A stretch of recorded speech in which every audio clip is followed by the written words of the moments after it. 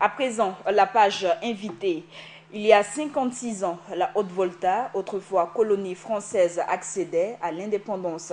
56 ans après l'ère du Soromenga, que retenir des actions qui ont été entreprises pour amener le voltaïque devenu burkinabé le 4 août 1984 à l'émancipation.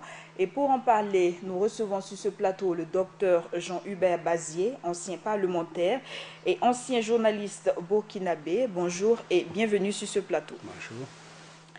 Alors, nous savons que vous êtes né le 1er août 1949 à Koudougou et 4 jours après votre 11e anniversaire, la Haute-Volta a accédé à l'indépendance.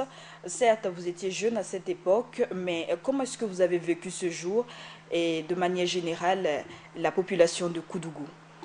Bon, pas la population de Koudougou parce que j'étais à Ouagadougou. Mon père était infirmier de l'agence médicale indigène, comme on le disait à l'époque. Et nous avons fait Bobo Dioulasso, Kaya et nous avons terminé par Ouagadougou. Donc c'est à Ouagadougou que j'ai vécu cette situation exceptionnelle. Aussi loin que je peux remonter dans mes souvenirs, je dirais que la proclamation de l'indépendance a été vécue comme une fête. Une fête, comme vous le disiez tout à l'heure, en Morée, Soromenga, l'indépendance. Je me rappelle la chanson d'harmonie voltaïque qui était, disons-le, le premier orchestre de la Haute-Volta à l'époque, qui disait Soromenga ya ton fan nere, Soromenga ya ton malgré. C'est-à-dire l'indépendance nous profite à tous, c'est notre bien à tous, et l'indépendance c'est pour le meilleur pour nous tous. Donc les gens voyaient en l'indépendance le fait de s'affranchir de la colonisation et le fait de pouvoir se déterminer soi-même. Je me rappelle les défilés qui se faisaient à chaque commémoration de l'indépendance où il y avait des représentants du monde agricole, des représentants du monde de l'industrie, les syndicats, les fonctionnaires, les jeunes des écoles primaires et des écoles secondaires. Moi, à l'époque, j'ai fait FADA d'abord et ensuite le lycée Zenda. C'était véritablement la préparation d'une fête. On marchait au pas, on préparait le défilé, les gens s'alignaient et c'était avenue de l'indépendance. Cette avenue qui est bien connue entre le rond-point des Nations Unies et la présidence qui a été déplacée bien sûr à Aura 2000 maintenant. Donc c'était véritablement la fête. Tout le monde se voyait, le gouvernement était là aux tribunes, on faisait des reportages qui passaient à la radio et à la télévision, mais à l'époque, la télévision émettait juste pour quelques heures dans la semaine et la radio, nous avons eu la première radio de l'Afrique de l'Ouest, même si elle n'était pas à une distance importante. Ce sont là de beaux souvenirs. Ouais, je crois que ce sont de très bons souvenirs. Alors, professeur Bazier, 56 ans se sont écoulés après cette date et vous avez également vu plusieurs régimes se succéder au Burkina Faso. Que retenez-vous de ces différents régimes et lequel vous a le plus marqué? Je dirais que j'ai vécu la première insurrection, 3 janvier 1966, nous étions au lycée Zenda et les lycéens du Zenda avaient écrit sur un panneau du pain, de l'eau et de la démocratie. Et nous avons manifesté, il y avait les chars avenue de l'indépendance, voilà, ça aboutit au renversement du premier président Maurice Yamuego. Ensuite, il y a eu la succession des régimes militaires. Le régime du général Sangoulé Lamizana s'est habillé en régime civil, C'était une simple mutation de façade. Et avec l'action des syndicats, l'action des partis politiques, mutatis mutandis, comme on dit, les régimes plus ou moins civils ont succédé à des régimes plus ou moins militaires, jusqu'à ce que nous ayons l'insurrection populaire. Parce que, vous savez, après la Misana, ça a été Césaire-Beau, après Césaire-Beau, ça a été Jean-Baptiste Ouédraogo, après Jean-Baptiste Ouédraogo, ça a été Thomas Sankara, et après Thomas Sankara, vous avez Blaise Compaoré aujourd'hui. Quel est le régime qui vous a le plus marqué? Je dirais de façon absolue, c'est le régime de la Révolution démocratique et populaire. Parce que ce régime a bouleversé l'approche dans la gestion de l'État, dans la gestion des affaires de l'État.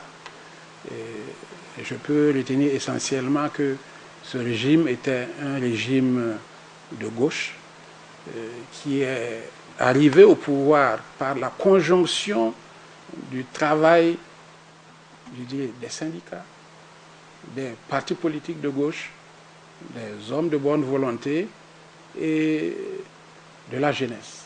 Alors, pendant ce régime révolutionnaire, on sait également que vous avez été membre CDR, les comités de défense de la Révolution. Qu'est-ce qui a justifié ce choix? Disons que presque tout le monde était CDR. Voilà un quatuor de jeunes officiers appuyés par des hommes qui ont toujours lutté pour plus d'indépendance de notre pays et qui parlent un langage vrai, qui font ce qu'ils disent et qui disent ce qu'ils font. Et il y avait une orientation, il y avait un chemin qui était tracé. Et la plupart des jeunes se sont groupés dans le mouvement des comités de défense de la Révolution. C'était surtout des jeunes qui acceptaient le sacrifice, au-delà des erreurs et des fautes qui ont été commises et que Thomas Sankara lui-même avait eu à dénoncer en parlant de CDR, brouette et autres. C'était des gens de bonne volonté qui s'investissaient dans les travaux d'intérêt commun, qui menaient des débats politiques et qui faisaient la promotion du changement. Et c'est dans ce sens que je peux dire que je suis fier d'avoir été un des membres des comités de défense de la Révolution. Alors après 56 ans d'indépendance, dont 27 ans ont été passés sous le règne de l'ancien président Blaise Compaoré, il y a eu des drames, notamment l'assassinat du journaliste Norbert Zongo, mais également le coup d'État de 1987 avec la mort de Thomas Sankara. En tant que burkinabé, qu'est-ce que vous attendez de la justice de ce pays? Je voudrais d'abord dire que quand j'étais directeur général de la presse écrite, Sidoya aujourd'hui, dans l'un des éditoriaux que j'ai eu à écrire, je disais que parfois, pour avancer, l'histoire marche sur des cadavres. Cela pour dire que parfois dans l'histoire des peuples, il y a des drames parfois inédits qui surviennent. Et il faut dépasser les passions, essayer de comprendre la situation et faire un pas en avant. J'ai été extrêmement bouleversé par la mort de Thomas Sankara le 15 octobre 1987, je ne m'étendrai pas là-dessus.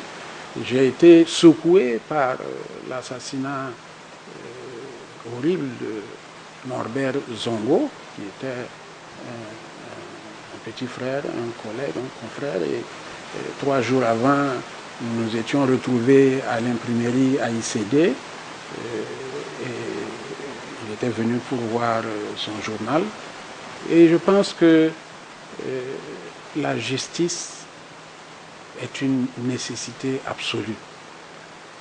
Aucun devoir, aucun intérêt supérieur de l'État ne doit pouvoir justifier l'assassinat ou la mort de quelqu'un. La vie est sacrée. Notre vie est sacrée. Et si nous avons foi en un être supérieur, si nous avons la conscience que la vie est le don le plus beau que Dieu a donné aux êtres vivants, nous devons placer cette loi au-dessus de toutes les lois. Bien sûr, quand on assassine quelqu'un ou quand on contribue à l'assassinat d'un individu, vous-même vous changez en qualité, vous changez en esprit. Merci, professeur. Et bonne fête de l'indépendance. Bonne fête à vous tous. C'est la fin de cette partie invitée de cette session d'information. Merci à tous de l'avoir suivi. Et je rappelle pour vous que je recevais sur ce plateau le docteur Jean-Hubert Bazier, ancien parlementaire et ancien journaliste. Très bonne suite des programmes de votre télévision Burkina Info.